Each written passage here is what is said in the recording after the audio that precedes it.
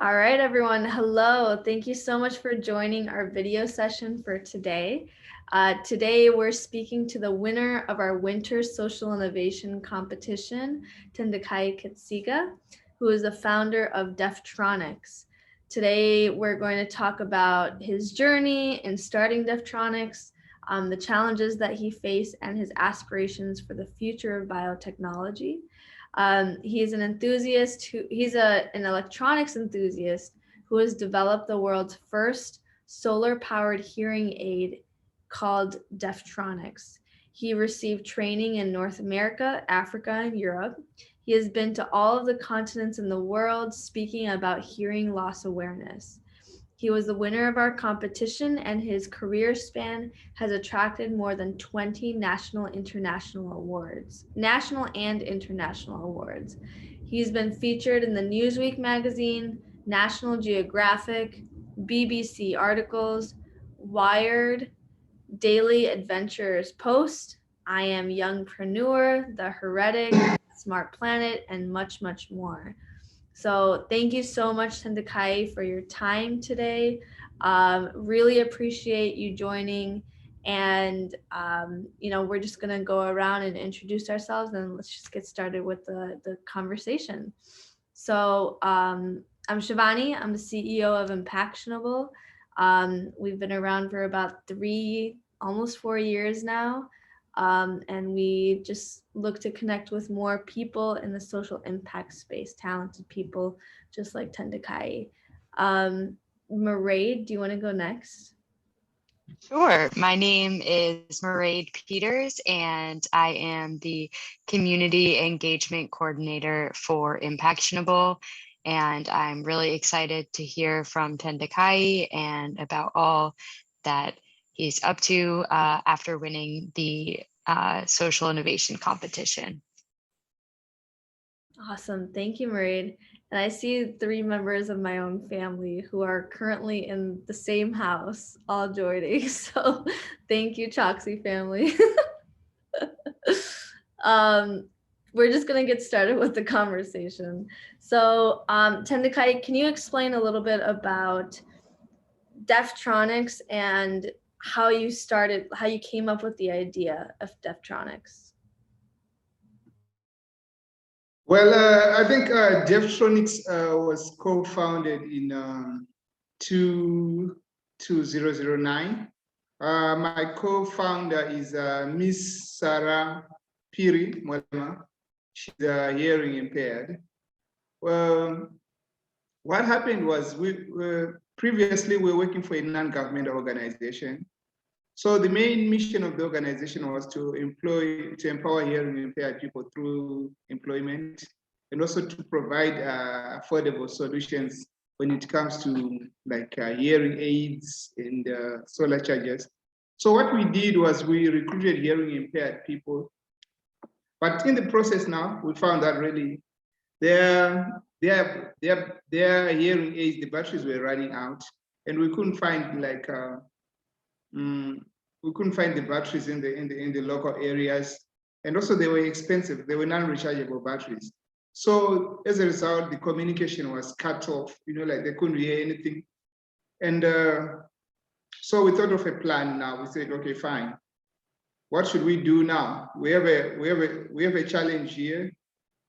So we went to a school called Ramos School of the Deaf. It's a school which is mainly for hearing impaired people. We also found out that really most of the students, they'd been recipients of hearing aids, especially through non-governmental organization, but they were no longer using those hearing aids because, like I said earlier, when the batteries were not available and they were expensive. So what we did was we said, okay, fine, let's find a solution. So we recruited about 5 hearing impaired students and engaged them into the non-governmental organization. Try to find out a solution. That's when we started doing designing like iteration and ideation in the process, and we came up with a solar charger. But like all non-governmental organizations, they eventually close. You know, like there's always this donor fatigue which takes place. You know, when you're running, so they closed, and then me and my former colleague, Miss Sarah Piri, we formed Deaftronix. But Deaftronix was like now formed along the line of we wanted to make it more sustainable, wanted to commercialize our product, which we had designed in a non-government organization. Yeah. That's fascinating. So tell us a little bit about the finances. So how much on average were those electronic hearing aids, the ones that had the batteries?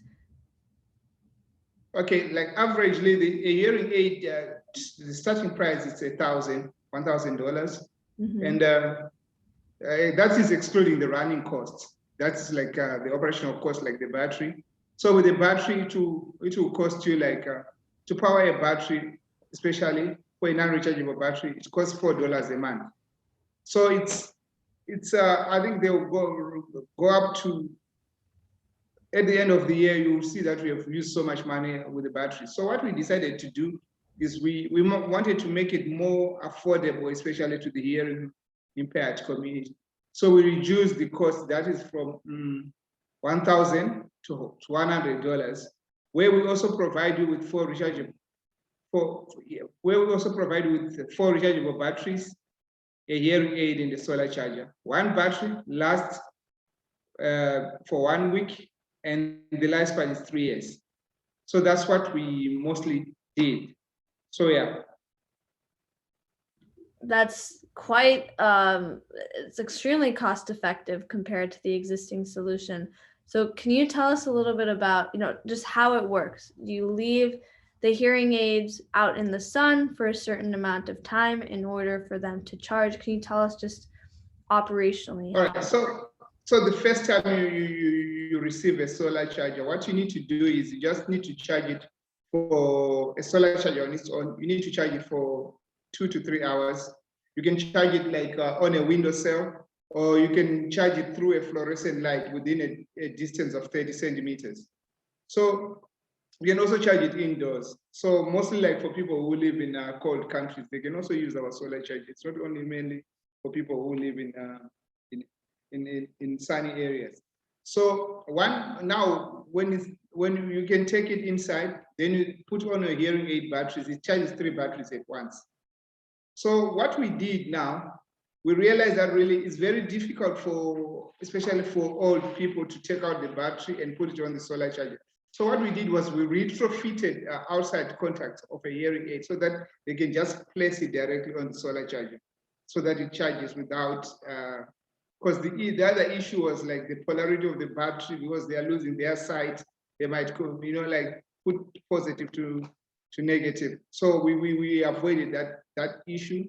So one battery now, when it's charged, it lasts, one hearing aid battery, it lasts for 1 week.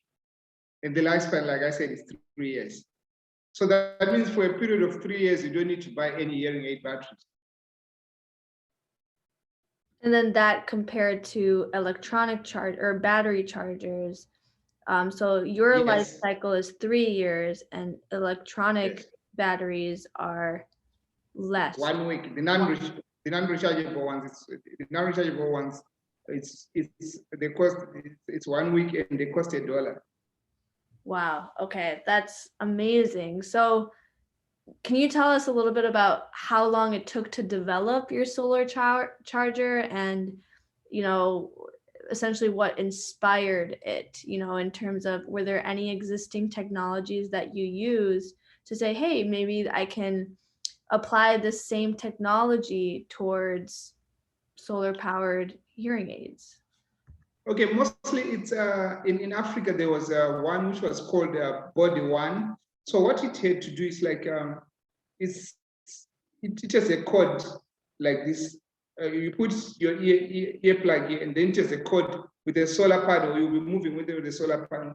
But the issue with that, really, like with kids now, they always want to run around with play around. So as a result, the code was removed. So all the time, it wasn't really working for people. So what we decided to do is we decided to say, okay, fine. There's also the existing technology. But what we need to do is to improve on it. So hence we developed that solar charger, where you just put your hearing aid batteries, and then you don't need to move with the solar charger. You can just put on your hearing aid, and then you can go around with minding your own business. So that's, yeah. That's amazing. So you launched in 2009. So tell us Yes. a little bit about that journey, how you came up with your latest model, how long it took to develop, just the entire journey. Our entrepreneurs want to know. Yes, so the issue now is when we formed our company now, when we established in 2009, there were a lot of challenges now, So the biggest issue is finance.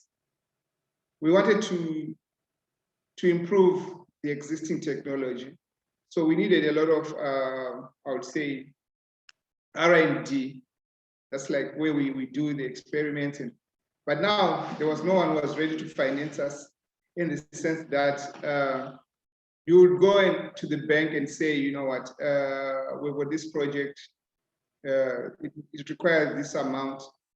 But the issue is like, especially the banks, they would just say, you know what, when it was an NGO, you have been given a grant and you couldn't make profit. So why should we give you money? Because you have failed while we've been given a profit, like the free money. So, and there's no traction, and it's not bankable. So it was very difficult to really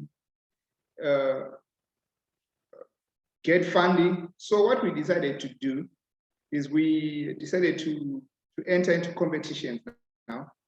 The first competition which we won was GIST, which was held in Kenya in 2015, where we said, okay, fine, we won money, we won Social Impact Award. We also had an opportunity to meet the former president of the US, Mr. Barack Obama. So we won about around about 5,000. So we took the money, and then we bought a lot of components, and we started designing our printed circuit boards. Luckily, fortunately for us, UNICEF, which was based in Zimbabwe, ordered so much of our products, and then we started. Now we're able to meet our overheads, and also having small allowances for us to sustain our lives. So that's what really happened. And then from there now, because we had won an award, people now were more aware of us, and also UNICEF endorsed our products. So like we're already having like we're already making waves, especially in Africa, mostly in sub-Saharan Africa. We had people now ordering our products. But besides that, now during the design period, it was one of the most challenging issue was you design something and then you go to the customers for feedback, but customers really, they want something which is different. They want something which is more of, I would say, more of their choice. So the biggest challenge is, how do you like draw the line and you say, you know what, this is customer feedback, and these are my instincts. I have to keep on sticking to my instincts rather than also getting to absorbing to what all the customers are saying. So we just decided to say, okay, fine, we are going along this line where we're just going to design a solar charger, which is also affordable, because really people had so many designs, and it was going to make the solar charger more expensive. We had incorporated the input from the customers. And also the other issue is what I found out is mostly people, I think in Africa, they don't, at first they don't have, I would say, they don't trust local solutions. They just, until you start winning outside, until you start having endorsements from outside the country, then that's when they can adopt it, the product. So it was a huge challenge, because we needed a lot of validation from outside. So yeah, that was one of the biggest challenges. Wait, speak a little bit about that, because I wasn't aware of that. Typically, I would think that people would be more hesitant to buy into outside products coming into the continent compared to local solutions. Can you tell us a little bit more? Yeah, I think there is also, what happens, I'll tell you, innovation is really still new. It's still new. And people now, for them, like in Africa, we don't have what we call early adopters, where people will say, okay, this is the new iPhone. Just because this is an iPhone, some people just go and buy an iPhone because it's an iPhone. They don't care about the functions, because there are always people like that. But in Africa, it takes time, because really people just want, I'm not sure really about if this thing is going to work. What about, because previously we had, I would say, people who had failed, to produce products which can work. So the experience, their experience is based on other people's failure, you understand? So they are a bit hesitant, a bit more apprehensive when it comes to supporting local solutions. So what happens is, like, when we started winning outside, now when we started making waves, when we started having like BBC covering our products, CNN, and then people say, then that's when they realized that no, this is a local product with a global relevance. That's when they said, okay, fine. Since we are putting the country on the map, people had to go with the flow now. But it's very difficult at first it was very difficult to get local support. Because I don't know, it's like, well, people judge local products so harshly as compared to products which are coming from outside.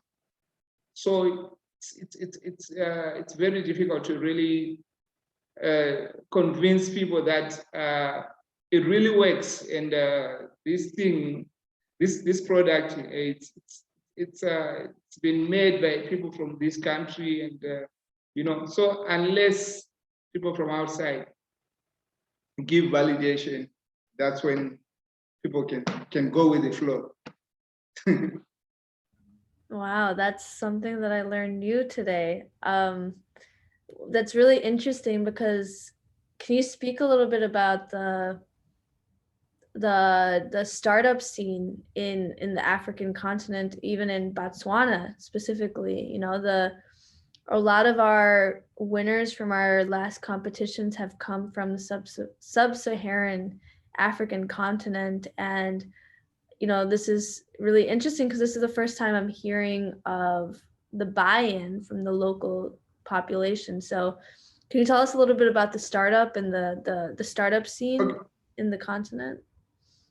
Okay, the issue with the startup scene in Africa, like I said, is still relevantly new, and people, we don't have like a venture capital list, people who are ready to put their money into a startup and really maybe get their profits later.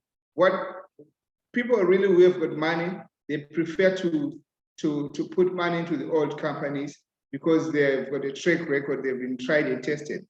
So for people are still hesitant to really support startups. But with Botswana, it's totally different, because the government really is in the process of, I would say, it's in the process of moving from a diamond-based economy to a knowledge-based economy. So this is where the startups fit in. So recently they constructed a big iconic building called Botswana Innovation Hub, where all the startups can be incubated, and then they can be provided with mentorship, even also financing. So it's still, yeah, it's Botswana is like made headways towards innovation in startups. But in other countries, I can't speak for other African countries, but from what I hear, like the ecosystem is more like the same, where startups, they face a lot of challenges. It's like we have to convince people that really, what this is just not only going to be an overnight company, it's going to stay for a long time. You have to also to convince people that you're also going to create employment. Yeah. Thank you. Does anyone have any questions for Tendekayi?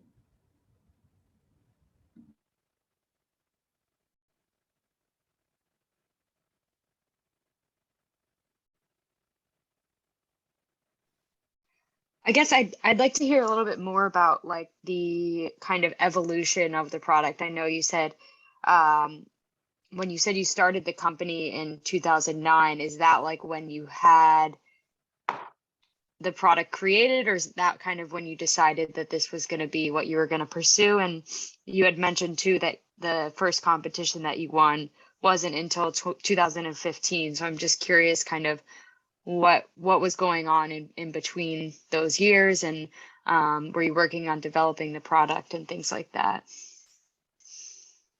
Okay, so what happened was when we took the product, when it was the NGO, when it closed, it was a product which was mostly for, I would say, it was more adaptable to analog hearing aids. So now with the new version of us, it's now more adaptable to digitally programmable hearing aids. So yeah, and also you can also now charge you can charge your batteries while it's indoors. You can also charge it. You can also use a USB to charge your hearing aids with our design now. The new design also allows you to use your laptop to charge the hearing aids through a USB. Yeah.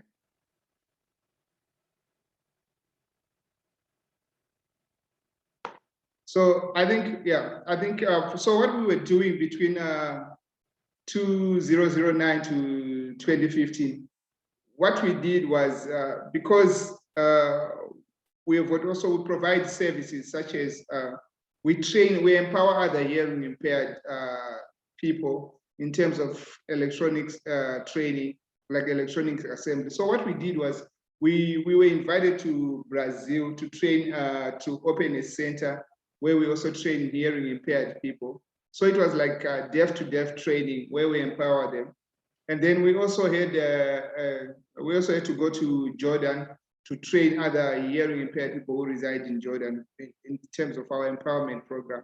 So recently, I think 3 years ago, we also did a training in South Africa in Cape Town at one of the biggest schools in Cape Town that's called National Institute of the Deaf, where we also trained hearing impaired students, especially in electronics assembly. So we also, it's also part of our service is also skills transfer. It's also about empowerment. We also do repairs of all other hearing aids, different types of hearing aids, not only ours, but any hearing accessories. We also have got a repair center for that. Yeah. That's awesome. It's really interesting to kind of hear how, I mean, now it's such a multifaceted product where you can use the USB, you can charge it indoors, and that's really remarkable. I would love to hear a little bit more about what is that, the empowerment training like what exactly do you do, and how do you go about empowering people with hearing issues or impairments? So what happens is when we were still working in non-government organization, there was a program which we started because what happened was a hearing impaired at that time, hearing impaired students, our employees at that time, they were having challenges when they go to the bank to open bank accounts. They couldn't really communicate with bank tellers because really the bank tellers, they don't understand sign language. So what we did was we embarked with on a nationwide training in sign language. So that's one of the services which we offer, really, like where we also designed a book which has got banking terms in sign language, where we also train like the bank tellers and all the bank staff. And also the other book which we designed was more on HIV/AIDS, because at that time also there was no one who was speaking about HIV/AIDS in sign language. So we took it upon ourselves also to to come up with a book with all HIV/AIDS awareness, like in sign language. We did that. So, wow, these are like part of the services which we offered. And we also at a certain point, we also had partnered with one of the biggest banks mostly in Southern Africa, which is First National Bank of Botswana, which was also sponsoring the activity. So, and also now, we also had, I would say, 3 of our hearing impaired technicians. They had gone for training in Canada as like certified instructors, like people who can, in terms of electronics. So when they came back now, they were in a position to train other hearing impaired people in terms of electronics. Also coming up with electronic terms like a dictionary in electronic terms, but in sign language, where they just talk about like capacitors, resistors, and give it like a sign name and how it functions, so that other deaf people can also understand really how this thing works. So we, in that process now, we were invited to Brazil now to go and empower like deaf students in Brazil, like on how to do the electronics assembly. So we also partnered with a company called Solar Ear, which is based in Brazil, which also has got the same mission. And also we ended up going to Jordan as part of our empowerment program. So during this phase, these were funded mostly by big donors like USAID and yeah. So yeah, that is, and also the last project which we did was funded by the South African government.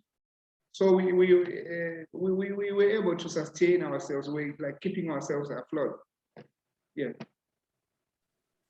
That's so incredible. I think it's so cool. Like, I mean, the book with the sign language, I just recently had a similar experience with a deaf person, and I'm like Googling sign language right before, because I want to make sure that I was in a restaurant and I didn't want them to feel like they can't go into a restaurant and get food because they're not able to converse in the same way. So that's amazing. And it's funny that you mentioned Solar Ear too, because I had found them and I was going to ask you if Sure. you had any like competitors, but I think it's amazing, even better, that you partnered and worked with them instead, and that you both kind of your missions aligned. And so I don't know, was that just like kind of something, how did that partnership happen? Okay, so now this is what happened. The co-founder of Solar Ear, Mr. Howard Weinstein, was working at our project as a Canadian volunteer in Botswana when it was an NGO. Yeah, like, so he was into sales. So what happened was, when his contract ended, he went to Brazil because his wife is from Brazil. So he saw an opportunity. I'm like, okay, guys, you know what? I see there's a lot of people who are hearing impaired.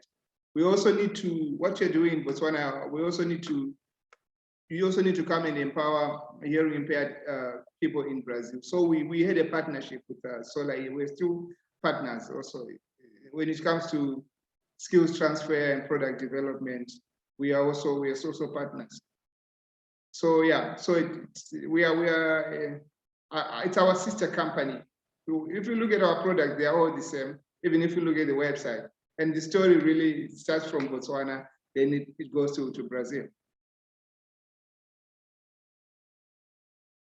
That's so unique, because this is something that companies, I mean, I think you're registered as a nonprofit, right, Tendekayi? Right now it's a private company. Now we're making a profit now. Yeah, yes. Yeah, so it's interesting to see that balance, because with private companies, especially with private for-profit companies, you easily could have, labeled them as a competitor, and you could have, viewed them as a rival, but instead, y'all are collaborating on something together, and you may be hitting different geographic areas, but the way that y'all are collaborating, it's just the interesting intersection between business and true impact work, right? A lot of the companies that I see, especially today, you know, some of their missions are, they want to be out of business because they built a business that is looking to solve a challenge. And if that challenge is solved, then there's no reason for them to be in business anymore, you know? So that idea of collaboration over competition is just one of the most beautiful aspects of building a social enterprise. So I love to see that. That's amazing. And a breath of fresh air, honestly. Sure. Yeah. Yes. So I wanted to ask a little bit about the supply chain, right? So with your manufacturer, as a manufacturer based in Botswana, or how are the hearing aids, the solar packs, how are they all manufactured? Okay, everything is done in Botswana. We do the manufacturing here, we from scratch, and then so what happens is most non-government organizations, what they do is like they purchase from us, and then they distribute to like deaf schools, like or like organizations which would deal with hearing impairment. So but also we also have horizontal and vertical suppliers. I'm talking about people with who are like we've got distribution centers, and also audiologists. They also come in, but with a smaller percentage. But most of our customers are non-government organizations. That makes sense. And then tell us a little bit about your team makeup. So I know you have a co-founder, and then who Yes. else is working on your team right now? Okay, I've got a co-founder, Miss Sarapiri Molema, and we are a team of 10, and we have I would say 8, 4, 6. Yeah, okay, fine. We've got 6 people who are assemblers who are hearing impaired, and then 2 now who do sales and marketing. So you have people on your team who are hearing impaired. Yes, mostly because they are the ones who design the products. Their input is very important because we need to involve them, especially when it comes to product development. That's amazing. So what do they specifically do? Are they looking to design the product? Have they developed the product? What are their specific roles? Mostly the product has already been developed, but now it's more about production, more about assembly. Yeah. Right. Okay. And then I'm guessing that they use your hearing aids while Yes. That's amazing. That's really smart. When did they join your team? In 2015, that's when they joined the team. Okay, great. So, oh wow. Okay, so this was around the time where you were winning competitions and getting recognition and all of that stuff. Yeah. Very cool. So, can you tell us what's next for Deaftronix? You know, what does the next year hold? What does the next 5 years hold? I'm just curious to learn a little bit more about what you have planned. Okay, so our goal is to lower hearing impairment. Right. But now in that process, we realize that really the first step in lowering hearing impairment is through detection, is through testing. So having solved the battery issues now, we also realize that really there's a huge gap when it comes to audiologists in Africa. For example, one audiologist in Africa saves, that is from 2 million to 6 million people. Whereas in developed countries, one audiologist saves 20,000 people. So most of the audiologists, they reside in cities, and it costs $50 to get your hearing tested. And so we saw also a challenge, and then we developed our mobile application called MDRIT, which does hearing tests in real time. And also you get your results instantly, and it costs $1. So now we also we won this competition called Johnson & Johnson Prize for Africa. That is in 2019. So we also did our pilot project for our mobile application. That is, we did it in 4 countries. That is in Uganda, Tanzania, Zimbabwe, and Botswana. So that's what we managed to do that. So that's also another service which we provide. But now the future now, it's like what we are intending to do is to also to add another line of product. For example, look, people who work in noise environments like mines, like railways, soldiers, like they do, like when they do the shooting, like the training. So what we found out that after some time, they lose their hearing because of the noise environment which they are exposed to. So we are in the process of adding a product which we call the ear protectors. What mostly they do, the ear protectors, they have what we call the attenuators. It's an earplug, it's a customized earplug. What happens is like if you are, for example, if you work in a noise environment which is 100 dBs, like 100 decibels, that's the noise exposure. So we found out that really the earplugs which were in the market already, when you put them, they just close the noise around you.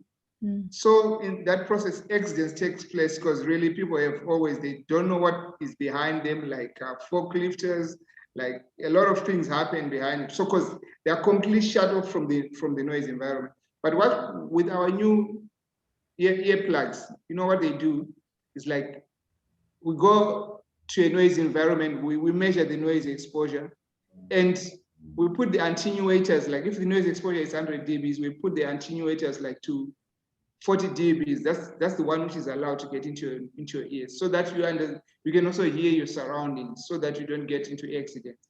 So that's what we are also working on. And also this is going to apply to soldiers, people who work in the mines, because really there are a lot of mines in these areas. So we also feel like we need to venture into that area, venture into that space. That's amazing. So are you using similar technology that you use for your hearing aids for these earplugs, or is it completely different? What we're doing is we are in the process of partnering with a Canadian-based company. So they're going to transfer their technology to us, and we're going to be their main distributors, mostly in Africa. So we're still in the process, and because I think because we're already in that space, so we've got contacts really, like, so it's easier for them to penetrate the market because we know the environment. Okay, so they're licensing out the technology to you, and then you're going to be distributing the technology in your region. That makes sense. Exactly. But the technology is like, it's going to be done here. We're going to do like the earmuffs because they are customized. So we have to do them here. Like we have to go to individuals and take the ear impression and make sure that really we put some attenuators depending on the noise environment. So they can be like made from that side. What they're just providing us is with the software, but we're going to do the hardware here. That makes sense. Okay. Wow, that's amazing. Has this already started, the partnership, or? Yeah, we're in the process. We're still negotiating, and we are in the process. I think hoping that everything goes well. I think within a period of 3 months, we'll be signing on the dotted lines. Yeah. Wow, that's exciting. You're changing the game in Botswana, my friend. That's amazing. Does anyone have any questions for Tendekayi?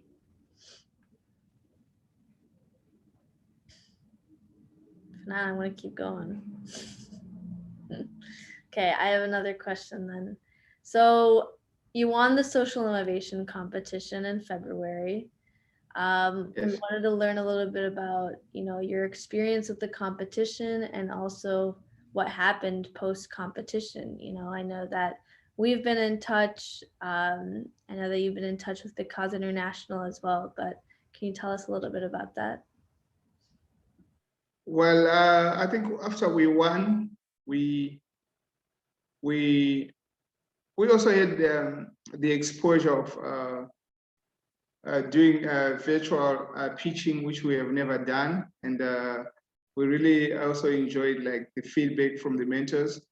And now immediately after we won, you guys just left us and we ended up being with Because International, which is a very, I think, huge platform, especially for startups, because it has got all the resources and also the mentors are top notch. So right now I'm also in their, I'm attending their cohort, the lessons, which is very valuable. And I also enjoy the one-on-one mentorship, because they do a deep dive into your venture, and they also, it gives you another different insight, like different perspective on how to really run the venture.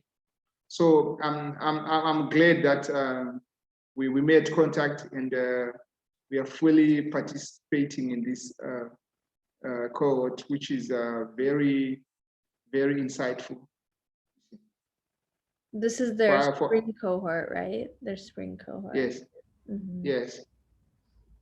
Okay, that's really good to hear. And I mean, have you been in touch with the other finalists that were there? I know they were super supportive and they were excited that you won, and that type of camaraderie. We were really excited to see that. So have you kept in touch with anyone else during that? Yes. Yeah. There's a guy from South Africa. He's also in the cohort, the same cohort. So we also exchange ideas. His name is Sizwe. Yeah. I remember Sizwe. Yeah, that's great. Yeah, the one with the water project. Yeah. So we are together, and yeah, he's a great guy. But also there are also a lot of exceptional entrepreneurs in the cohort, really, because there are people who are doing great work, and what they're doing is they want to provide sustainable solutions at an affordable price. So it's just amazing. And we're exchanging a lot of ideas. Like the end goal is just to make sure that really this world becomes more better and safe. And yeah. That was going to be my next question. A little bit about, if you have any lessons that you want to share for any up and coming entrepreneur, what would you say? I think my lesson is to any upcoming entrepreneur is don't get attached to the company, but get attached to the vision and the mission of the company. That's it. And they should also, like, there's this motto which I use, which is used by Nike. Like, you just do it, really. Like, even if you want to do something, just do it. That's it. Absolutely. And then I guess my last question, and anyone please hop in. My last question is, what do you hope for the future of the social impact sector, just in general? Social impact. Well, for me, I hope that really every social venture should become a fully fledged social impact. I would say they should just scale, and so that their impact is felt everywhere. It's like they can bring like the positive services or goods to people who are in need of that. So that's what I feel. They should just scale. Absolutely. Does anyone have any last minute questions, comments, anything?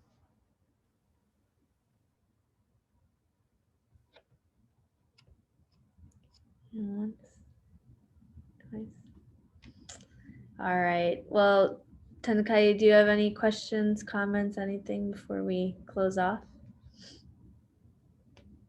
Well, Well, I just want to say thank you for sharing time and space with me.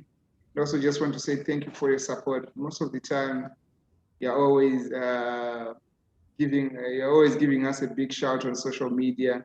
We appreciate that, and keep doing whatever you're doing, really, because you're also making this place a better place. You're also playing a part. Yeah, that's what I can say. Thank you so much. Thank you, Tendekayi. Thank you, everyone, for joining.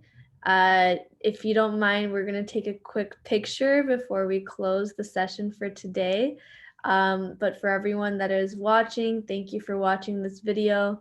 Please remember to subscribe to our YouTube channel. And if you haven't signed up to our community, you can do so right on our website. So we're going to take a quick picture and then we'll close out. But thank you so much for watching. All right. Okay. Ready? Okay. 3, 2, 1. All right. We're good to go. Thank you. Thank you so Thank much. Thank you so much. This was wonderful. It was really great to hear from you. And I just think what you're doing is really, truly incredible. So thank you. Thank you. Much appreciated. Thank you. Now go to sleep. Yeah, I gotta go to sleep. Guys, thank you so much. Thank you. Ciao, ciao.